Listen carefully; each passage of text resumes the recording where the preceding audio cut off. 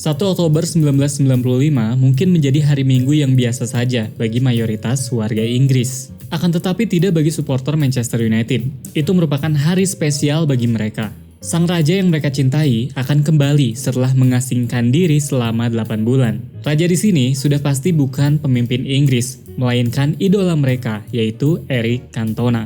Pada tanggal tersebut, The King kembali ke lapangan setelah menjalani masa hukuman. Ini adalah akibat tendangan kungfu legendaris yang dilakukan kepada Matthew Simmons saat United melawan Crystal Palace pada Januari 1995. Kembalinya Cantona diawali dengan munculnya sebuah video permintaan maaf yang dibuat oleh Nike, sponsornya Cantona.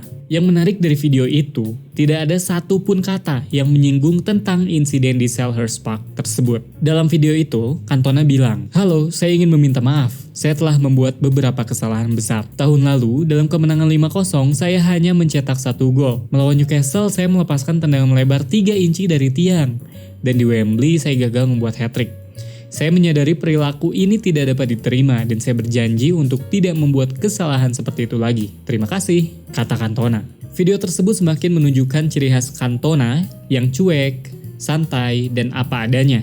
Baginya, tendangan kungfu tersebut adalah sesuatu hal yang wajar, dan ia beberapa kali menyebut kalau dirinya tidak menyesal melakukannya. Kembalinya Cantona datang pada waktu yang tepat. Saat itu, United bersiap menghadapi rival abadi mereka, Liverpool. Sambutan meriah hadir dari banyak tempat. Pendukung United membayar sebuah papan iklan yang terletak di depan Stadion Old Trafford dengan memasang tulisan, "Kami tidak akan pernah melupakan malam di Selhurst." Tidak hanya itu, salah satu gedung di Manchester juga membentangkan kain yang sudah ditulis dengan kalimat, "Burung camar kembali mendarat. Selamat datang kembali, Eric." Bendera trikolore dikibarkan, anak-anak menggunakan topeng Cantona, dan ada juga yang melukis wajah Cantona di wajah mereka. Benar-benar pesta yang meriah untuk menyambut comeback-nya Cantona. Tanpa sang raja, United tidak menjadi kesatuan yang kuat.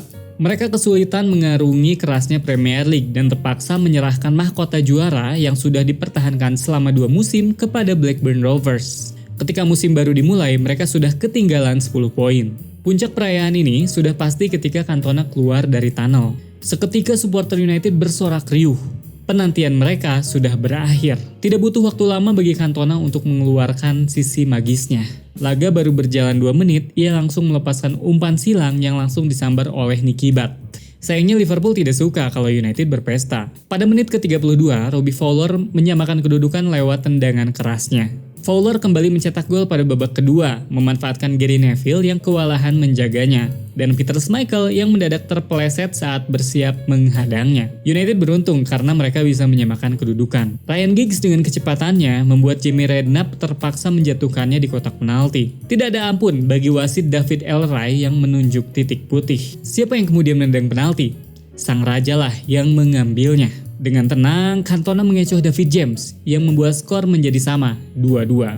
Gol tersebut disambut sukacita para pendukung United, termasuk Cantona yang berlari dan kemudian memeluk tiang. Skor 2-2 berakhir hingga pertandingan usai. United memang tidak menang, namun mereka menyambut hasil ini dengan gembira. Semua tidak lepas dari kehadiran Cantona yang mengembalikan kepercayaan diri mereka kalau mereka bisa kembali ke tempat asli mereka, yakni di puncak klasemen. Ini adalah sesuatu yang akhirnya terwujud. Dan pada akhir musim, mereka kembali menjadi juara liga. Mahkota untuk sang raja kemudian bertambah setelah golnya di final Piala FA memastikan Setan Merah kembali meraih gelar ganda.